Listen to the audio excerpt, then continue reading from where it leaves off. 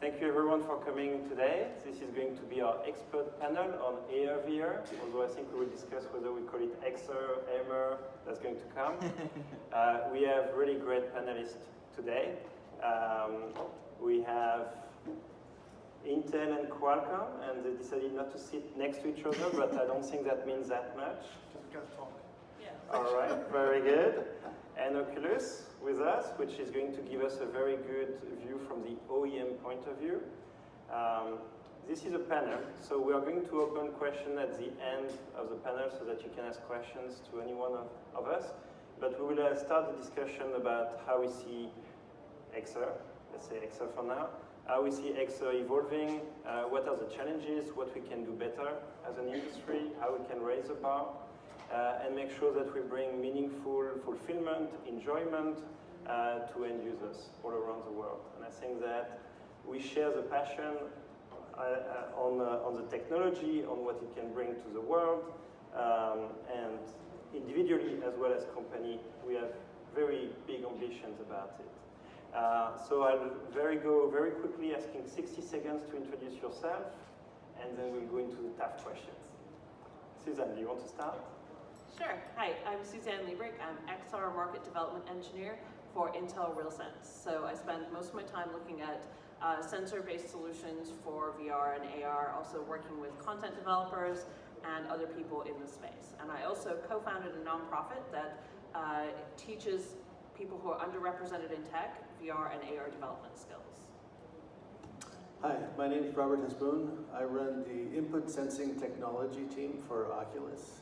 And so we try to feel for you, all joking aside.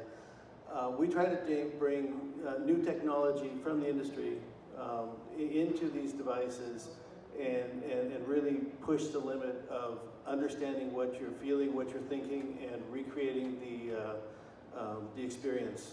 So we're looking at the next generation type technologies. Good afternoon, everyone. And my name is Bakadir.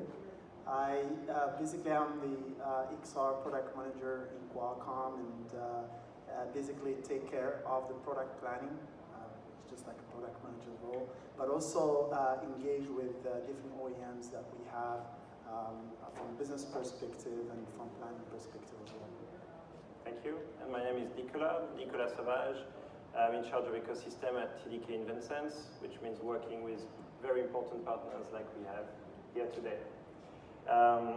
So let's start with Said. You're the repeat offender. You were in the panel last year. Tell us what you think has changed, really changed in the XR landscape in the last 12 months. Okay. So I think since last year, at least from a Qualcomm perspective, and me personally as well as a passionate guy about XR in general, it has been an amazing year. It has been an amazing year from every front of the business perspective. We have managed finally to get devices out to the market, and devices that proved our vision is in the right track. Devices that even proved to the entire market that, because there were a thought that VR is dead, and I'm sure you've seen this, you've heard this, and a lot of people think so. But this year, it's been for me, like from my perspective, the year of, no, it's not. It's just starting. That's, for me, a summary of what the year about. Also, the other side, of course, of what it comes with is challenges. We just created new challenges for us. We just created new things that we need to go and solve, right? Because once you get a step in, you know that you can solve one problem, or you start solving it. Now you get into the next step, right? Because we believe, mainly as a VR or XR in general, it's not like every other product that we've seen in the market. Mainly after the smartphone boom, everybody thinks, okay, it's gonna take me 1 year, I'm gonna get the right product. Hardware-wise, believe me, and a lot of you maybe are dealing with the hardware, you don't get it in one punch. You have to do a second punch, and most a third punch. And in many cases, you might even want a fourth punch, right? That's just from hardware perspective. As you look into other challenges, because VR is not a device, it's not a hardware, it's not just like something that you put out there and it's going to work by itself. You need, of course, an ecosystem around it. And that ecosystem is maybe one of the biggest challenges we have in hand. There are partners that have been trying to solve it, and they've made really, really good progress. We need to get to the next level. Just like when you get, oh, I have content, that's great. But what is that killer use case? What is that killer experience? Well, we're making steps into that. And we summarize it and I've seen this as well in other forums. We say that, XR is not a sprint, it's a marathon. And those that can have a long break, those that can, take time and be patient, we will get there eventually. All right, so we have boxing analogy and marathon analogy. I have another analogy. All right. So if you look at any world-changing if you look at any world-changing technology from the past, so you look at the car, or you look at the cell phone, all of those things took a long time to be adopted, and in the early days, people were like, why do I need a car? This perfectly good horse and cart over here. And looking back today, we're like, of course you needed a car. Of course there's reasons that that's a better solution for all the problems that you didn't know you had yet. And I think VR is in that stage where a lot of people out there are looking at it skeptically, like, well, why do I need a cell phone that's the size of a briefcase that, I could just go use the payphone on the corner? We don't necessarily know the problems that VR is going to solve yet. We're still in the early days of just showing you that, hey, there's a thing here that you can do something with. And I think we still need to get further down that road before we can say definitively VR is alive or dead. I think it's going to get there. I firmly believe that it will, but I think we have to look to the past and realize that we have to have patience. VR is alive. It's alive? Okay. It's alive. Yeah, I think that we're still in the era of gaming, and like many things, gaming kind of brings new technology along. It has passionate adopters that drive the technology, but we're looking to take it to the next level. We're looking to really create community inside of VR, bring people together, break down barriers, and it's beginning to show that capability. Just recently we released the Go. It's a 3DoF, but untethered 3DoF experience. It's amazing. It's amazing what it can do for you.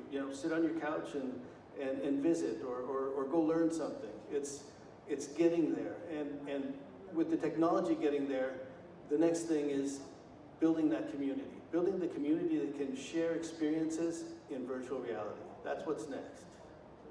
So I saw you nodding strongly when Said mentioned the third punch. Why? Because he hits hard. I don't remember which. Can you remind me? So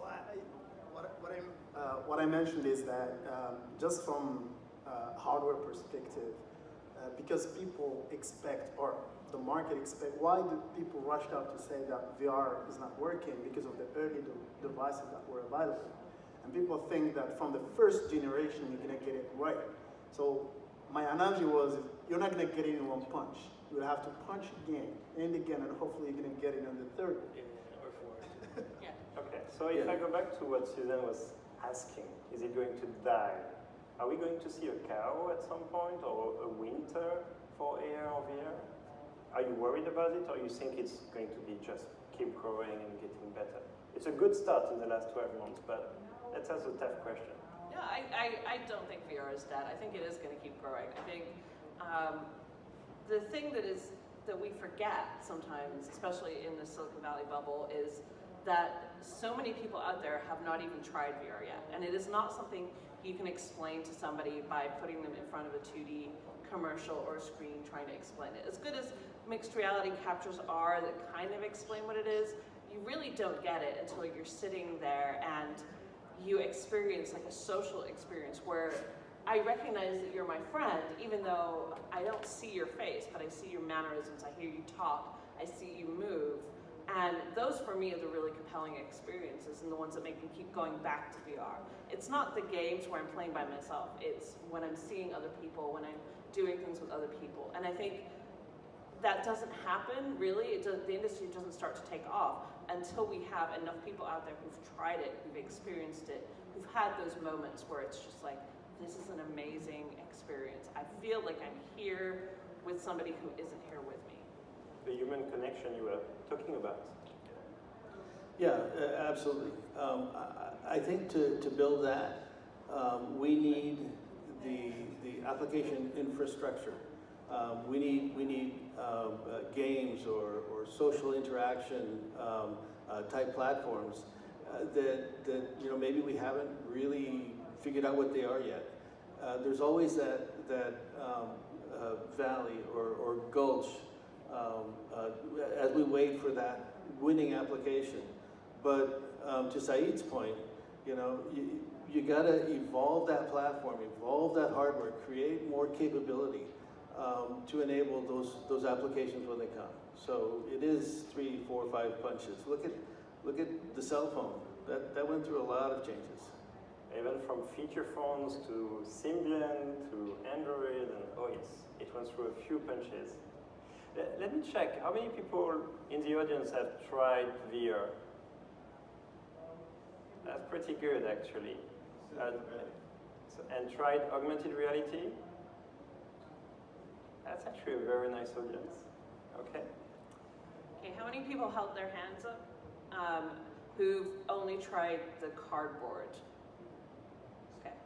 Because sometimes when you talk to people about VR, they say, oh, I tried that, and they tried Google Cardboard, and then they assume that that's the entirety of all VR experiences. So I find that's really interesting because I talk to people a lot about VR, and so that's why I wanted to check and see what kind of VR everybody here tried. So one question I wanted to ask, and I think you're best to answer this, especially as we have IoT developers here. They really care about the product and the onboarding. What's your best practice for demoing VR? Let's start with VR first, and onboarding.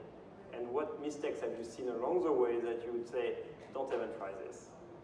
Sure. There's a lot of things.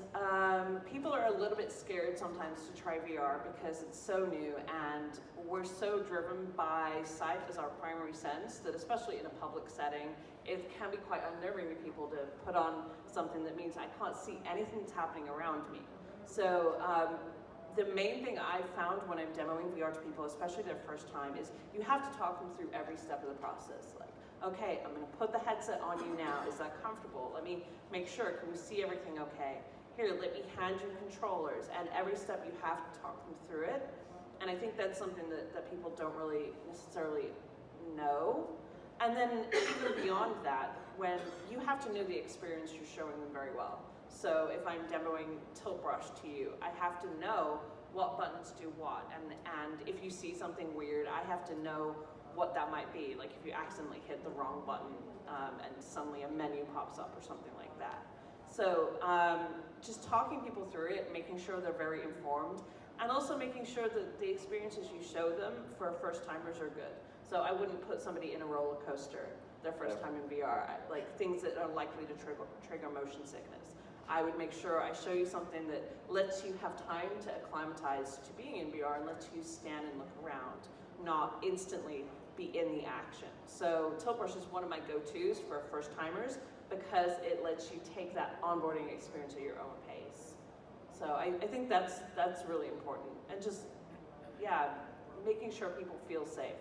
And also sanitizing the headsets between every person. That makes sense.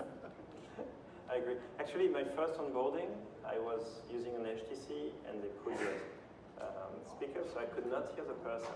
So apparently they were explaining to me, but I could not hear. Yeah, see, that's another one. I have seen sometimes one company I know of, they actually feed a mic into the computer so they can feed that audio straight into the headphones, which is really effective. Okay. So they can talk into the microphone, which works great on a crowded conference floor, because suddenly now you have all of the external noises gone, but you can still hear the person demoing to you. So there are ways to get around it, but yeah, definitely not covering up both of somebody's ears if you're going to need to talk them through stuff. So that's a good best practice. Yeah. I haven't seen many people do that, but the few I have, it's worked really well. Very nice. Robert, any thoughts on onboarding, making sure this is smooth, works well? Yeah, this is not my area of expertise. I'm more towards the technology than not, but I think one of the things that we've seen is really pay attention, make sure that people have different tolerances for these types of experiences. You want them to have a great experience. You don't want them to get a little queasy, something like that. So watch the person. Even somebody who's really comfortable in a virtual reality environment, over time, if they don't take a break, they can begin to get disoriented. So you don't want those kinds of things to happen. And how important is it to have controllers for the first experience? I think it's really important. I think if you're trying to give somebody a real true sense of presence, having your hands there in some way, shape, or form really helps with that. Like, you get a decent amount of the way there just being able to look around and see your reality replaced, but I think you also need something there so you can interact with that. Like our personal versions of reality, we can interact with everything. So if you can't interact with reality, or you can't see your hands, which are your primary method of interacting with everything in the world, I think it's hard to really grasp the power of VR. Like, it may just be like a pretty picture. It's the difference between being in VR in a passive mode and being a participant. If you can't see your hands, it's passive. Yeah. There's a big difference. You're just watching. So, just from my experience, and not meaning like in a demoing device in a marketing way or in a professional way, just from my experience, I've been in vacation, as I was mentioning to you, and I've taken my devices with me. My surprise, first of all, is that not everyone is aware of VR. We might think here that everyone is aware of VR. I think even it's premature to talk about is VR is dead or not, because people are not aware of it. So that's for me my first. Blue ocean. Exactly, Yeah. exactly. Then for me, when I ask people to try it, my experience is, okay, give them a video, a 360 video, which is different. I had like the guys, we like something very different, rough, right? It was like, okay, so that's it. And I had to think, okay, what would excite them? So I've taken, maybe you've seen this Face Your Fear application, Yeah. right? Most of the guys, when they put it, even for the first time, they were impressed. They look at me and say, how can I get this device? But if you show just a video, a normal video, it's not going to be exciting people. So I think what experience you need to show is going to be very important for onboarding. If you're going like for gaming, let's say event, or if you're someone who is into gaming, you better show them a game. If someone is like, maybe into outing and travel, you better show them an expedition or something like that. And that's what is going to make an impact. I don't think there will be one experience for all. And that's the problem, I guess, we have with VR, which we don't have maybe with the phone, because you give them a phone, well, first thing is make a call, take a picture. There are some very basic. It's a baseline of That's usage. right, that's right. For VR, because it's too early, we don't know what is that killer experience. We're just trying it. Then you're looking at the person. Make it personal for people. That's, in my view, and this is practical. I tried it. It worked, at least. So actually, let me ask a question. So I love the smartphone analogy with you have the phone calls, the texting, and so on. This is a baseline of usage. In 5 years' time, what do you think is a baseline for VR usage? The things that everyone would be using as a baseline. And then, of course, you have different things on top. I think things like travel and meditation, I think being somewhere else is really powerful. If you look at a lot of the market research, travel is one of the things that a lot of people out there say, that's what I want to do. If I have a VR headset, I want to be able to go somewhere I've never been. So I think, and just in terms of what most people might want to do daily is have a place to be able to go and get away. So that's why I say kind of like travel, meditation, that kind of idea of just, mental space. I think that's something we all kind of need as like a baseline safe in our zone. life. Yeah, for me personally, I find certain types of games compelling in VR, and I find some of the art applications really compelling. But I think for something that would appeal to everybody, those are the things that I think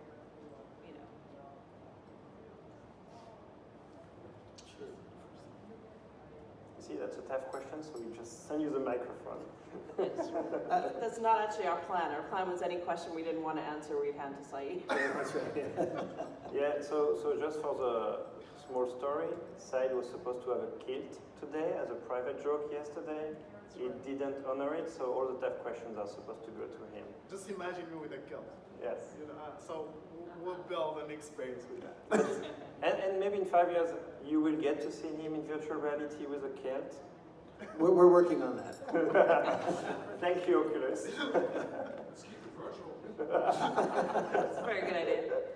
So I think that right now where we see what's the biggest app, it's breaking down barriers between people. It's maybe you have family members in another country, in another state, and you want to have a way to be with them and really experience having them with you. And there's no good way to do that unless we can bring VR into the mix. I think also when you look at productivity, we spend so much money trying to enable productivity in companies and enabling co-location or some fashion of being able to meet together and work together, because when you're together you're more productive. If we can break down those barriers and enable productivity where it's like the three of us are here but we're not, I think that's the killer app that we see today. It's really breaking down barriers. It's really social. Yeah, no, exactly. And just drilling down even a little bit more in that, I would summarize it and say, in 5 years, I'd like it to be Ready Player One. Just like As a baseline. As a baseline, and how? Let me be more specific, not to go too far and start thinking of the game of the Ready Player One. I would say one key thing that people would like to see is themselves in that experience, creating an avatar that is as close as possible to ourselves within that experience. That's number one. And that means, I think technology-wise, from sensors and etc., we're getting there. I think in 5 years, right, Robert? 5 years, we're going to get that. If we have That's a that, commitment. so if we have that, once you have the avatar thing, I don't know if any of you tried World Cup in just the Oculus Go, just watching World Cup in VR. Anyone tried it? Wow, advisable. I'd say try any game, basketball, whatever your game is, and I'm sure there are events still going on in there. You should try it, because once I have, I'm a soccer fan. I call it football, but all right, we'll call it soccer for now. And watching with the people that you would like to watch soccer with, and they are in different parts of the world, is amazing. Just coming to the social aspect of what you guys as well mentioned, but the only thing is, there was just like something drawn representing me. How about really an avatar that represents me talking, my lips, everything is there, and we're just sitting next to each other within that experience, watching something real, playing something real, doing something like really in a social way, just that we do today. Don't be scared. I mean, it's not going to be like cutting all relationships, etc., as it's shown in Ready Player One. But I believe it's strong. It's a strong experience that will change how we are perceiving VR today. Is when you see it, it's integrated in your life, be it in productivity, be it in just the social life, be it in gaming, any area. But once we are inside in that experience, and really we are inside the experience, I think it's going to change how we're looking at it. Just to augment this a little more, even today, if you look at gaming, one of the biggest things that's cropping up in gaming is people watching each other, right? There's a huge fan base of people just hanging out, watching other people game. And so imagine that environment where you're hanging out, watching other people game, but you're with other people doing so in virtual reality.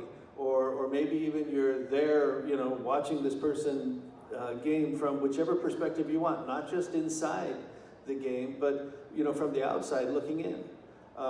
There's a lot of nuances that you can bring to the experience that VR allows that you would never have any other way. Actually, I tried Oculus at Oculus Connect 4. We tried Oculus with John for the very first time, and it was impressive how social it was. Even though you were so close from me, but it felt like we were in a different world, and it was so engaging. I think the social aspect, unless you try it, you can't understand it. Yeah. And that's back to how to demo it, because you touched on how to demo for the first time, which is mostly one person. I think John had the luxury to start from a social, and I remember how excited you were. It was like, it's amazing, and we were fishing together, some kind of virtual fish. It was, so the social element, I feel like if you could start from there, it's like, what do you think? Yeah, I've demoed a few things that have social components to them. There's one experience that I'm blanking on the name, but it basically takes you through evolution as two characters going together through time. So you start off as amoebas, so you have two people side by side starting in the same experience, and they modulate the voices, so if I say something, it comes out like woo, woo, woo, or whatever, depending on what creature you are. It was good. That was good? Okay, that's my amoeba noise. But then you evolve and you become fish, and eventually like monkeys, and eventually humans. But as you're going through this experience, there is another person there, but you can't talk to them. But you can hear something of what they're trying to point out to you, and you can see some of their movements and gestures, and you can kind of say to them, oh, well, there's a monkey on you that you've got to take off, but you've got to figure these new ways of communicating. And I think that's, watching people go through that is a really fascinating experience, because instantaneously they have to develop this shared language that doesn't require talking to one another. And it's especially interesting when it's, like a parent and child trying this out for the first time together, or people who know each other really well, because they do have this sort of amazing shared language that we're not really aware of in our day-to-day lives, but you can kind of see. So that's one of my favorite things to demo. So the theme of the TDK Developers Conference is humanizing the digital experience. And in a way, this human contact, this social aspect, is a big deal. What do you think we could do better to make it even more social, even more human than we are doing it today? I think it's got to be easier to talk to one another and prompt somebody to join you in VR. So I have lots of friends with VR systems. I have lots of people who are in the industry. But just getting everybody together requires us often to use some external method to say, hey, we're going to go play a VR game tonight. And, to have 20 people messaging one another on Facebook versus it being very easy for people. Actually, please message each other. We like that. Just saying. But we have to do better as an industry letting people talk cross-platform too. So, not everybody has the same VR system. So I think that is part of the problem that we just have to solve, is come up with standards where my friend list can be shared across, all the different devices out there and different ecosystems, and make it very easy for me to get a notification on my cell phone that says, Saeed's going into VR, do you want to go join him? And then me just to tap a button and say, yeah, I'm going to be in VR in 5 minutes. It's got to be easier for us to connect like that. I completely agree. Taking the burden of knowing when people are available and in VR, and being able to just slip in and be there with people is missing at this point. Also, though, I think the need to build a community that then does that is not as big as it needs to be at this point. So there's building of community, and there's building of the seamlessness of being able to identify when your friends are there or not. Do you see that as a catch-22, or? I don't. I see it as evolution, right? Some of these things, they just take time to build. And some of this takes time to build, some of it is tools to enable. So for example, breaking down the barriers to enable people to know that their friends are in VR. Whether it's a little, badge that shows up on your phone, or, some kind of a message that gets to you, just something that enables that. And then I think the other thing that's missing at this point is what Saeed was talking about earlier about, growing that presence. So, my presence when watching football, soccer, if the person next to me was that person, or the avatar of that person that I recognize, I think that experience would be just to the next level. Yeah. And actually, when I talked about challenges, this is, by the way, anything that that we're talking about is a multi-dimensional issue. That we talked about avatar. Just to do an avatar in VR is not easy at all. To do it, like we talked about this fragmentation and ability to run an experience no matter what device you're using, etc. It needs us as an ecosystem to be working together. This market, unlike any other market, requires us to be working together. If we don't work together, just more fragment. By the way, VR has been hurt more by fragmentation than anything else. So really, this is a key point that we need to have. It doesn't matter what device I'm using, what system I'm using, is it tethered, is it mobile, we need to have that seamless experience across the board. There are initiatives, of course, that are going this direction, like OpenXR, etc. And I hope, even yourselves, I'm sure you're part of this ecosystem, that we all thinking in this way. It's a win-win situation, believe me. It's a full win-win situation if we really bypass the ego aspect of this is me, invented in-house, I don't want to share it, right? To the point of let's open up the market. Let's create common platforms that the user is going to have that seamless, again, experience. Yeah, well, if you use a good device, you're going to get better performance. If you use a lower device, you're going to get just a corrupt experience. But you know why? Because maybe money you paid as well for it goes with. So fragmentation, I think, if I use the analogy of the smartphone, it's already bad to have to use WhatsApp and WeChat and Telegram and Hangout just to communicate with different people. If you have to have different VR devices per different people, you're killing it. Yeah. What can we do? I mean, the killer app for VR really is other people. So we have to just keep focused on this idea that everything about VR is talking to other people. And, all those services exist, sure, but I can also still send you a text message regardless of what you're doing. So we have to think of it more like the text message or the phone call, and give everybody a unique ID number or something in a way that just allows all those systems to work together flawlessly. In a way, actually, there was a time where Skype was extremely valuable. And part of the value is everyone had one Skype ID. And that was it. You knew you could reach a person with that one ID. We talk about other people. I want to talk about inclusion. How do we make it even better in terms of improving inclusion? And I know you have some ideas. Yeah. So Suzanne, you could start. Yeah, so I think we have to go back to the standards and say we have to have standards for accessibility too. So a key thing, if you look at a system like Job Simulator, one of the things that they looked at was changing the height of objects in the scene based on how tall you are, because they found that if children tried to play this game, they had a hard time, or somebody in a wheelchair played this game, they couldn't play it because there were items that are out of reach. So simple things like that make a big difference in overall accessibility.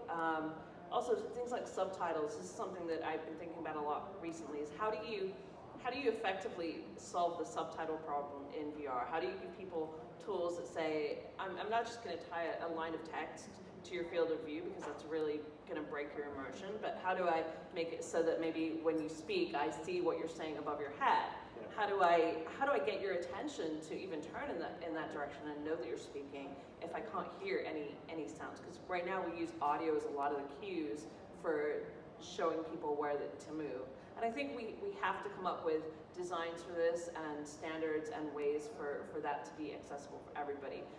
And to make it so that the burden is not on developers to include accessibility, but rather just for them to take advantage of toolkits that From just the let platform. them. Yeah, from the platform down. Are you thinking about how to address this as a platform?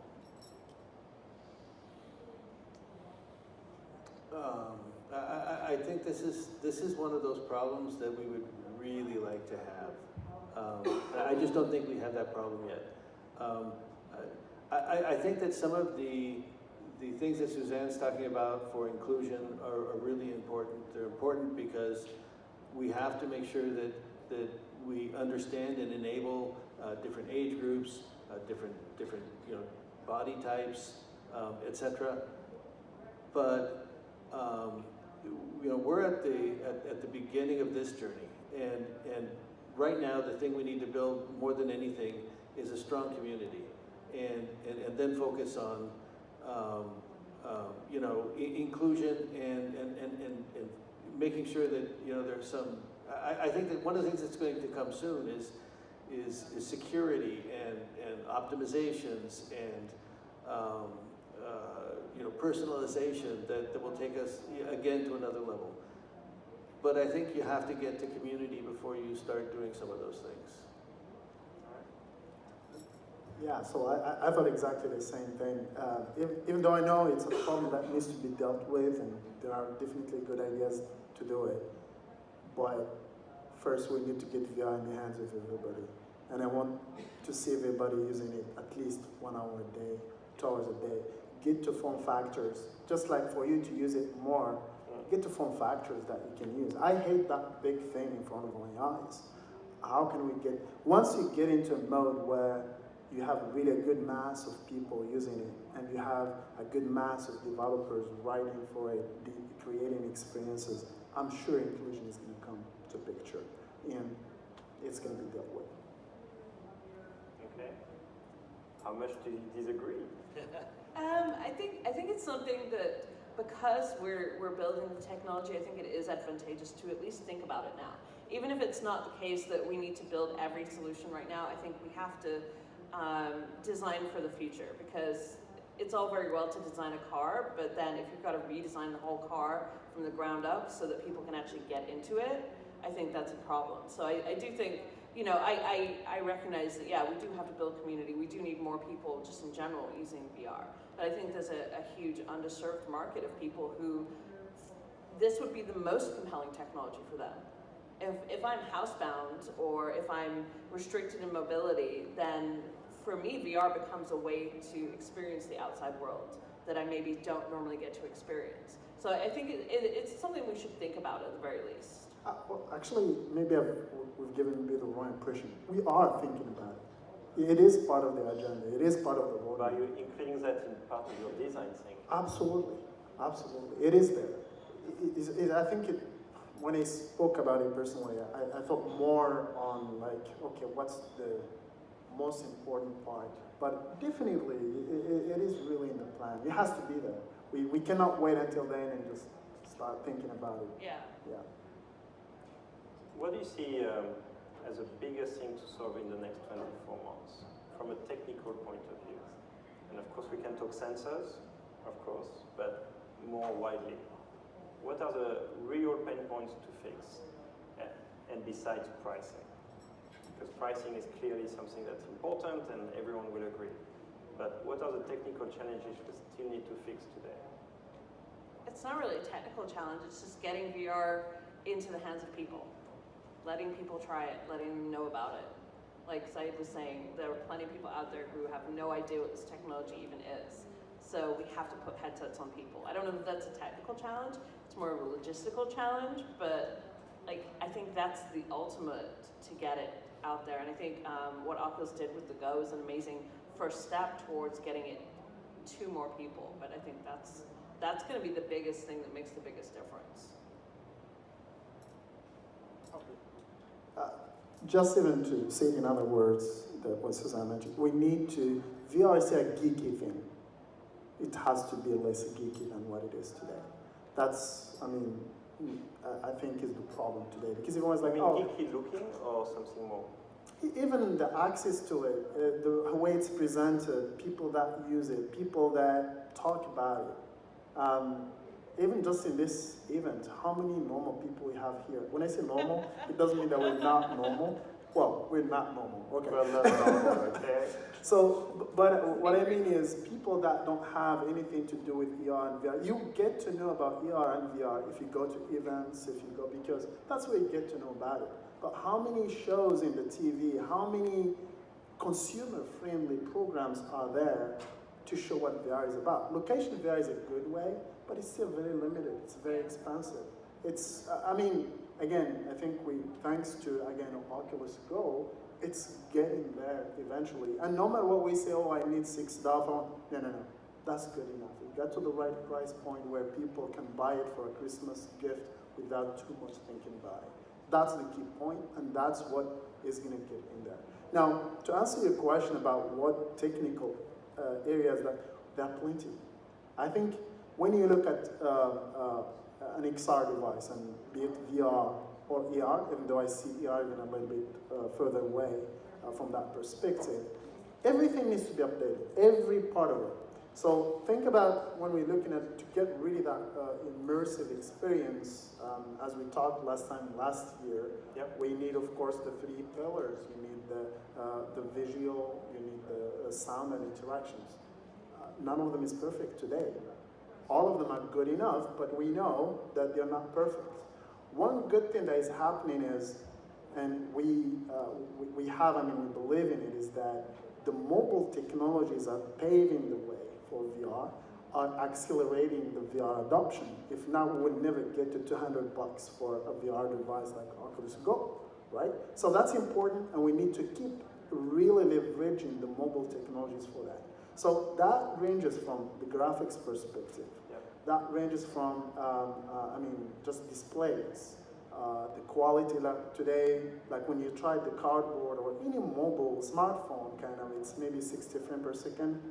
Experience is really limited in there. The moment you're starting to get to 72 frames per second, 90 frames per second, you start feeling a huge difference. Really a big difference. That's why people that use today the PC, Rift, or Imar, you see, well, there's still a big difference. I understand that. Mobility has a lot of goods in it.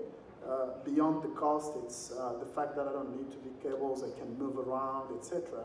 But this is a 6-watt system. It's not a 200-watt system as well. So it goes with it. So every area, what needs to be done in the next 24 hours, and we're doing that already. We're upgrading the graphics, we're upgrading the sound quality, we're upgrading interactions. Interaction is one big area where we feel really there is a big lack today, if you think about it. Like if you go to Tether, yes, interactions are there, but the setup, oh my gosh, I don't know if you try to set up any of those designs. Yes. It's just a nightmare, right? Not for a normal person, again, it's a geek person that can do that. Unless, if not, you have to hire someone to come to set it up for you, and it's going to change in 2 days or 3 days because you have to do cleaning up. And then, again, you need someone to come and fix it for you. Then the other pillar, where we're relying, of course, on our partners, is content. Content, we need more content. We need, look, there is no one content that we need. We need multiple content, be it gaming or just social or any entertainment, videos. We need content that make a difference, that the user, when they try it, they don't say, well, I can do that with my TV, or I can do that with my phone. Okay, so you're talking native content, not We, just 2D exactly. videos I did on top of the ear. Absolutely. We need, okay. Well, maybe that 2D video is good in a flight, where, you know what, I can lay down and I have my experience. Again, it depends on each of these categories. You need to look at it and say, what is it I can make, I can use VR for, and you cannot get that same experience with the existing system. I think from content perspective, and really look into Oculus, to Google, to every platform vendor, yes, we need content, but we need you to make it like compatible across. This way, you're helping the developers, because ROI-wise it's really tough for them. Now with the small pie that we have, let's work together a little bit closer. So, I think hello? Yep. Okay. So I think I take kind of a middle point here. I think that what's important right now, what we should be focusing on, is if we just take what we have and make it a great experience. You know, the headset is a little too heavy. The resolution, it has a screen door effect. You know, some people maybe lose some comfort if they're using the device too long.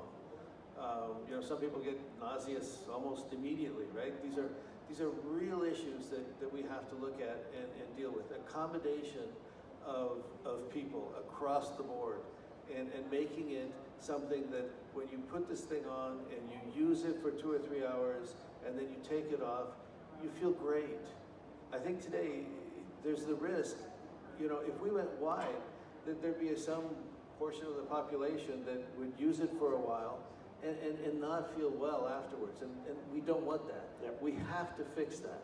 That's gotta be there when VR explodes, because when it explodes, you know, it's going to be judged, and we've got to get it right before then. It's that simple. It's the basics. The table stakes is... Do the basics first and do them right? Do the basics. And today, what's missing to get it really right? Because like you said, some people will be more sensitive to some delays versus others. Yep. At which point do we get to a point where it works for everyone? Good question. I think that's experiential. We have to go there. But certainly in Oculus, we're working on all of these pieces, right? We're looking at trying to understand what are the things that we can do to reduce latency, increase resolution, and you know, increase the display quality, field of view, yada yada, right? And not because we're pushing on the technology, which we do anyway, but because these are the things that take us from a wow experience that then can make you not great to a wow experience that when you take the thing off in an hour, you can't wait to do it again. We need that. We need people who use the device over and over again, you know, and love it, as opposed to people who use it and begin to, you know, not use it as much because it's not a great experience, right? We don't want that. So there was one question about retention. How many people are still using their VR after 1 week or after 1 month? Say, talk about using it 1 hour per day or more. We're far from it, I think, today. But what does it take for people to want to keep using VR? I think that's what it takes. It takes optimizing that experience and then giving people content. As Saeed said, you know, not just the 2D video now in the headset, but a true made for VR experience, and whichever, you know, gaming that's great in VR, or bringing your family, you know, to you, the connecting people, you know, these different experiences, or the one we haven't thought of yet. But you got to do both together. We have to get the technology to the point where when that killer app happens, it's killer technology. Let's move a bit on augmented reality. I think we spent a lot of time on virtual reality. Augmented reality matters a lot, but this is also way more complex. There are many different use cases, many people, many startups, many here are working on enterprise use case because that seems to be an easy ROI. How do you see augmented reality moving first in the next 12 months, but then in the next 5 years? That's a tease. Man, after all those nice things I said about Oculus That's it. Now you can unleash. Now Yes. we can shift to Qualcomm. Yeah. I think I think enterprise is going to be the key thing for quite some time. There are clear use cases where AR just makes so much sense. I was reading a study recently that looked at sort of maintenance and home visits, and AR really makes a big difference in turnaround time. So, say cable repair guy, right? He comes to your house. Every house is unique. He maybe doesn't understand the scope of the problem. If he has an AR device, then he can call back into a centralized expert, and then she can tell him, you know, okay, well, this problem, this is what you need to do, live, versus that on-site repair technician having to go back to home base and then maybe get this expert flown out or come from further away. So just in terms of logistics, AR makes a huge amount of sense for stuff like that. And also for training, you know, especially in situations where things might be dangerous or difficult. You know, if you have a really solid AR experience, you can warn people away from things that are dangerous. You can show them, oh, this button right here is the one you want to press, and this one right here is the one you don't want to. So, like in enterprise, it makes so much sense, and it makes it's so much more visceral because you have real-world haptics for training. Like VR works really well for training in some senses, but in others, you know, if you're learning to drive a forklift, then maybe I really want my hands on the controls, not a controller, so that I remember those things and I learn those experientially and not just by imitating. So I think that's where it's going to be definitely in the next 12 months, and I think ultimately many situations out there are going to go to sort of an AR-based training and enterprise solution, because it just makes so much sense.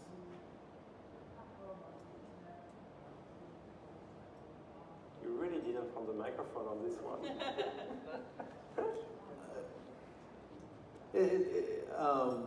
So first, I think the thing that's important to recognize is many people say XR, and I think a lot of people think that we're going to go from virtual reality to augmented reality, and that's the end game. That's the goal. I don't think so. I actually passionately believe that there's a place for both. That augmented reality solves some really key problems, but they can't give you the experience. They'll never be able to give you the experience of true VR. And so I think there's a place for both, and we need to be careful that we design our experiences and we design our technology for each, and don't try to force all of our VR experiences into AR, or vice versa. I think we have to use the right tools. I love the example Suzanne gives with, you know, the technician coming to the house.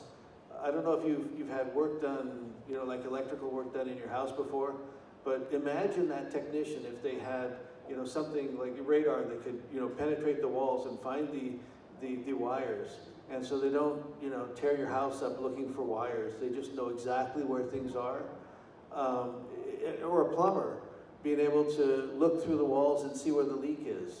Or, you know, if you're worried about a gas leak or whatever, you know, having that extra sense being brought to you through AR is a huge opportunity, I think, that people will be grasping. You know, it's already, when you look at medicine, AR is everywhere. So it's there, it's here now.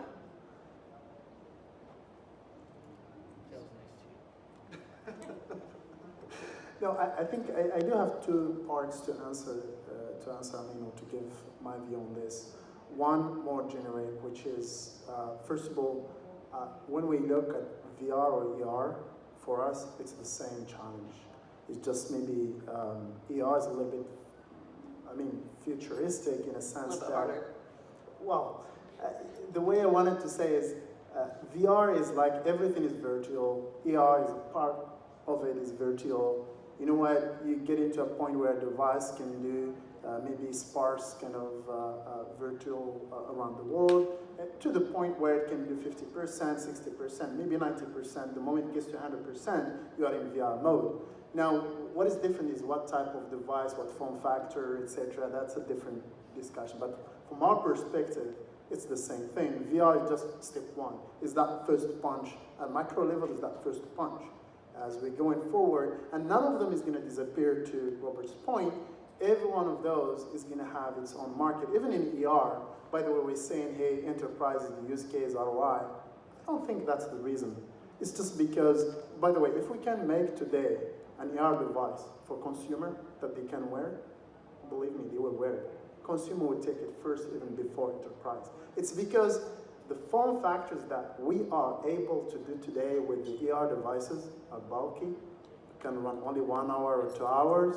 That's what I meant by hardware. Yeah, exactly. So really, it's a bigger issue to deal with, and we're hoping in the next 5 to 10 years that we're going to get to that device where you can get to VR mode and you can have AR mode. If I'm having my glasses, I can watch a movie, or I can just add maybe Nicolas, calling Nicolas, and he's in front of me in the chair. So that's the level we're going to get into. Now, coming back to the use cases, enterprise, they're happy or not happy. What I would say, that's the best they can get. But the ROI is there. By the way, it's the same for VR or ER. It's just because for work or for the use cases, if you take each of those use cases really and try to understand what they need, you need, the problem with that occlusion of VR is hard for a lot of what they're doing. It's pretty much you're sitting on your chair doing nothing. That's why it's in education or training, it still works in enterprise. If you are able to do the same thing with ER, that's what they're using it for. Yeah. No, I think that's a totally valid point. I think there's plenty of places where AR goes outside of enterprise. I think enterprise as the first step just makes sense because from a business standpoint, you're a little bit more tolerant to certain things and you're solving for a narrow use case, you know. So if I'm just solving for, I need the technician to be able to see, you know, like an overlay that shows them something that they can also pass back to the other side. Okay, that's a simpler problem than I need to be able to understand the entire world and interact with it flawlessly and seamlessly, which is what you would kind of expect from a consumer device. So I think when you focus on enterprise, you just narrow the scope of the problem a little bit, which is why we're going to get there sooner. But I think absolutely there is a consumer place for it. This is what I call a single app approach. Exactly. So if we think of VR, it's like mobile phones today. You choose your app, you launch the app, and that's all you get. And augmented reality today, what we've seen is single app. It's BlackBerry. It's BlackBerry of the old days. You have like the email for... Exactly, it's a single app, but there is a future where you're going to have multiple apps, and this is where it's very different from mobile phones or VR, is you could have, when you walk around, Zillow layer telling you the price of the houses you want to see, and Yelp at the same time as Google Maps directions. Yeah. And that's a challenge we have never tried to solve so far. How do you see that going to be solved because today we are really going single app approach. In my view, it's not going to be very different from a smartphone once we have the capabilities that we have on a smartphone here, which is the hardest problem. How can I have that capability of a smartphone, but on my eyes? If we solve More that... than that, though, because you also need the device to be able to understand the world. So that's the biggest problem that right. AR faces, is you have to have a device that can understand the world, which... Yeah, there's certain things you can do with object recognition and computer vision solutions, but to be able to understand it all of the time flawlessly, I think that's, you know, on top of what already a smartphone can do. Right. And understand your intention. So, yeah, it's coming down. Even the smartphone, by the way, it's getting there. I believe the smartphone now is trying to sense the world just the same. It's just different ways. If this is a device I hold in my hand, that is something I put in here, the way we're going to sense the world is going to be slightly different. And smartphone is getting there. That's where we talk about AI, etc. And I think there are ways we believe it's going to get there. Not conventional way, because right now we're thinking if I need to sense the world, then I have to have all my processing here. How about I have some here, 5G, some is happening in the edge. That's the next step, I guess, where it's going, where with the 5G coming up, with AI capabilities, with the cloud computation, all of those coming together is going to create that ultimate device that can deliver that sensing capability that you need. Yes, you have a lot of questions. Why do you need still the capability here? Is because, well, sensing today is based on computer vision. Most of it is frames. A lot of people have a problem with privacy, etc. How can I send my pictures back to the server somewhere, sitting somewhere, I don't know even what it is, with all the problem that is now happening with the security. So that's where you have some computation here to do all your pre-processing, maybe do a little bit more here, and then send only some metadata, send lesser data to the, somewhere else to do your computation. I think that's how it's gonna, we see it as happening, and Qualcomm really, you see now, what are the main core things that we have now in our plan. 5G is one of them, AI is the second one, and of course XR is the third one, and all of those work together. So now that Said has mentioned 5G, I feel like it's time I can open questions for everyone. Do we have any questions from the audience? I have one. How do you solve, you're all talking about the social experience. And when you talk about social experience, then I have the perfect use case in my family. Put it on. Okay, then I think I have the perfect use case in my family. I have grandparents overseas. So how do you do this, that my entire family communicates and be in one room with not one grandparent, two grandparents, so also more people, except that I have then 6 headsets and everybody looks like, you know, I don't know, people from the moon or so. So again, I think that at least initially, likely what it'll be is lifelike avatars that are able to have expressions and whatnot similar to the expressions that you're having as you're in the experience with the person. So you know, your parents put their headsets on, you put your headset on, and maybe you are transported, all of you, to your virtual home, and you can sit and chat across the table and enjoy each other as if you were right there, and you don't see that headset. I mean, clearly you don't want to see that headset. That has to be taken out of the picture. But today with Oculus Go and Facebook group feature, you can already do that, right? Yeah. So if you look at that, it's the first step towards that. Yeah. I would argue that there's a lot more that we can do to make that experience, that avatar, a lot more compelling. But you're right, it's definitely taking you in that direction. But still, everybody needs a headset. So everybody needs to get immersed in this virtual world. If I use, and let's say I use WhatsApp because, of course, and not Skype, then I have one device in Europe and one device here.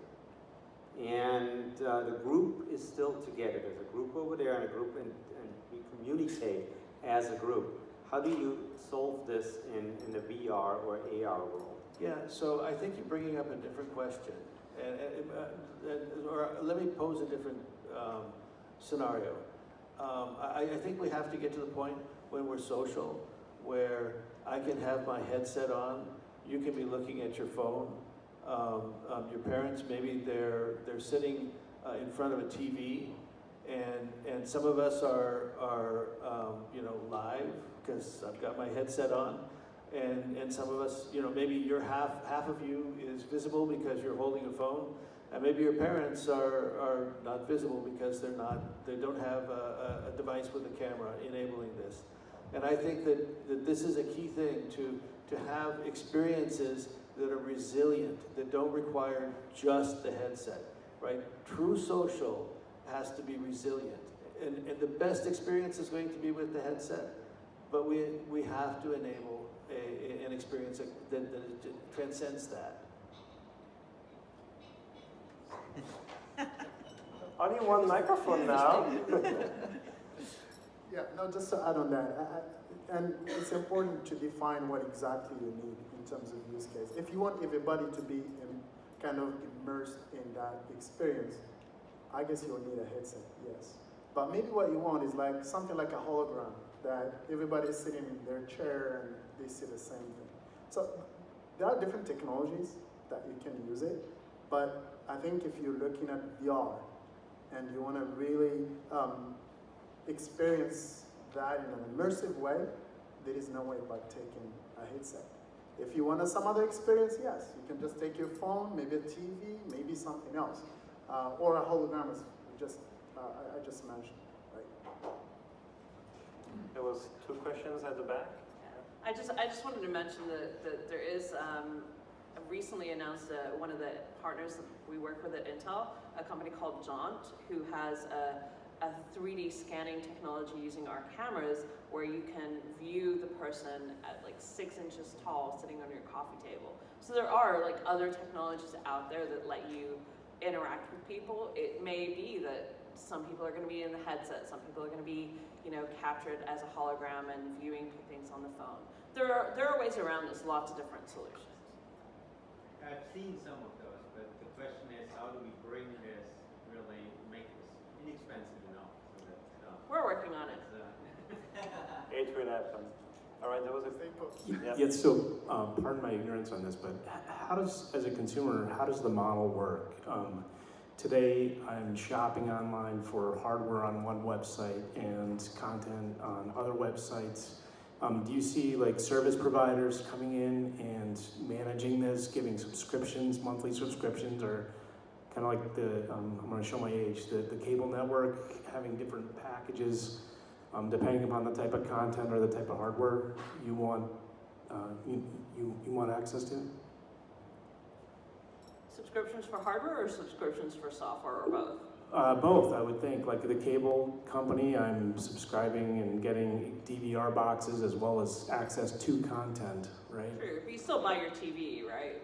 Generally. Yeah, yes, correct.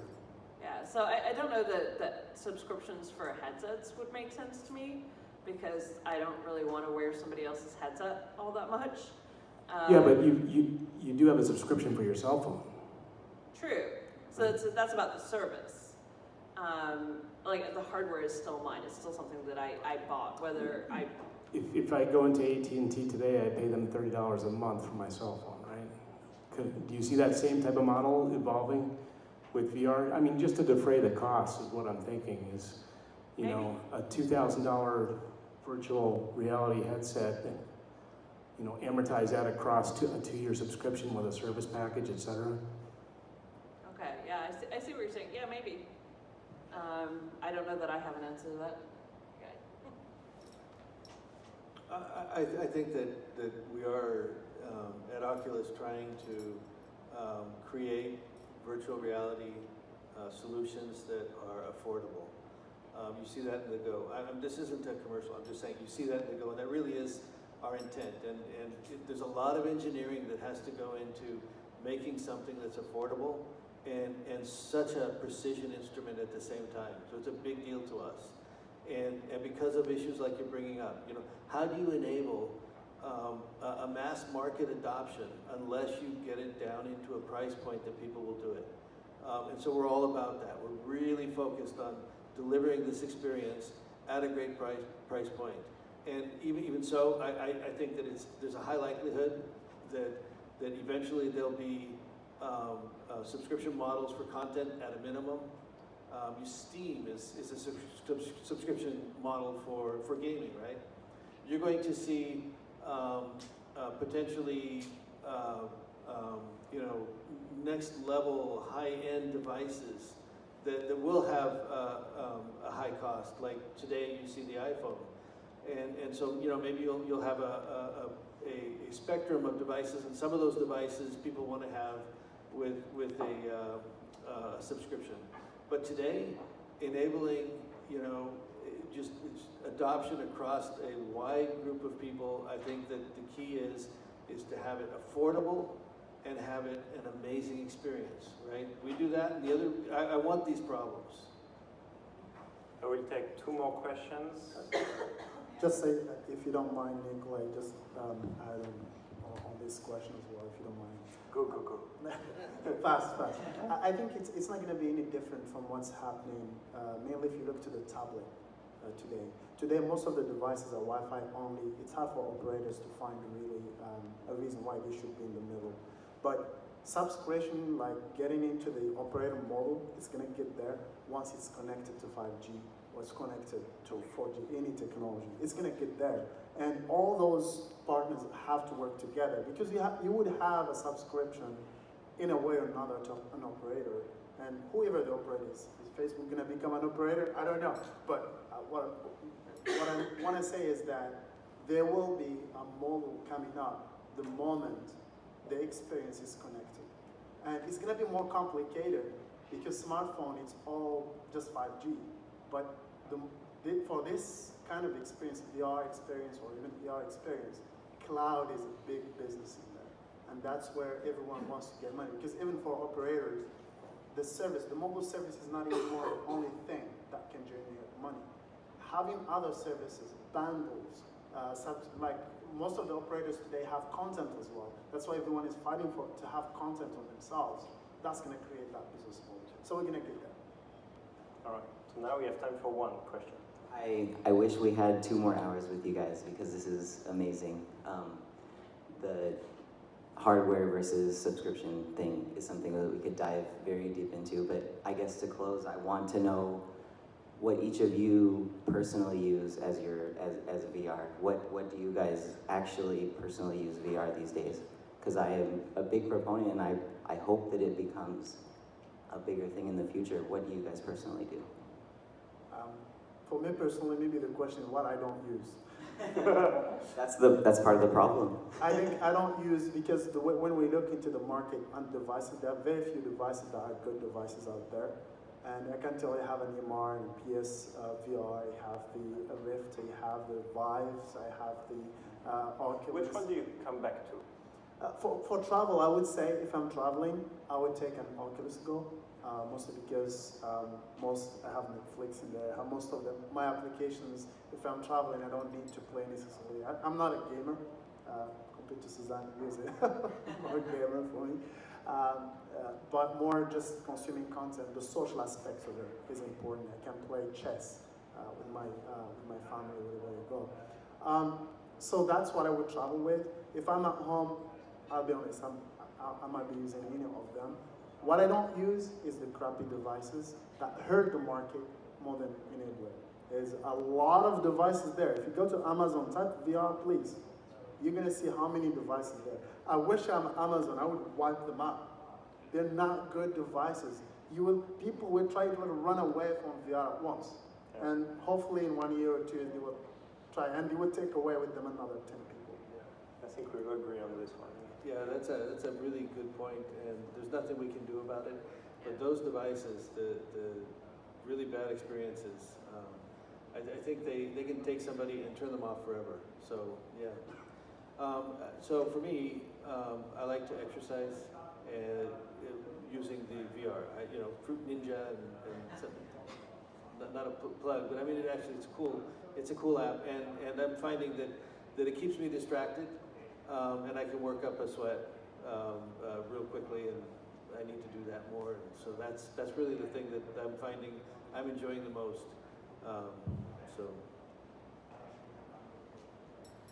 Man, I spend a lot of time in VR, so it really varies. Like, you could ask me this question like next week, and my answer might be different, and then 2 months from now.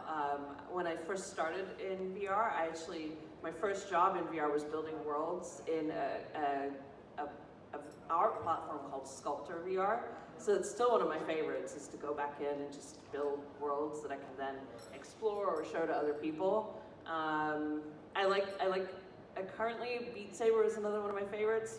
It's kind of for the same reason, it's good exercise, it's a very active game, and then I've been playing a ton of Rec Royale squads. So it's like a team-based version of VR Fortnite, if all of those buzzwords make sense. It's currently my favorite game that I've been playing almost every day. But yeah, that's probably going to change like a month from now, 2 months from now. I go through phases of this is what I like most, but anything with a social aspect keeps me going back because I find it more fun to play with other people. All right, so I have one last question. It's a quick one before we finish. Is there a book you would like to recommend to the audience to read? I'm going to say Lady of Mazes. It's a really interesting science fiction book that delves into artificial intelligence and augmented reality and a few other areas that are really fascinating, like a potential future. If you haven't read it, you should read Ready Player One. You're going to say Yeah. that. It's a good book. The only thing is hopefully, you know, it would be a world where it's everybody is doing great, and then you have this environment. But that's what I would recommend. I was just checking Nicolas, because he just wrote a book, by the way. So that's my next book to read, and I recommend to, maybe you should tell us about your book first. No, you have to read it first before you recommend. But you see, the book you recommended is the one you wanted to say, so now it's like, oh, I have no book to recommend. Well, that's true as well. That's true. I mean, there are a lot of books, but it's hard. For me, that's very personal. The book is very personal, I would say. All right. I'd rather chat about it around a drink or something rather than, and people have good. In VR. Yeah, that's the other way of to do it. Well, thank you very much. Really, please join me to thank this great panel.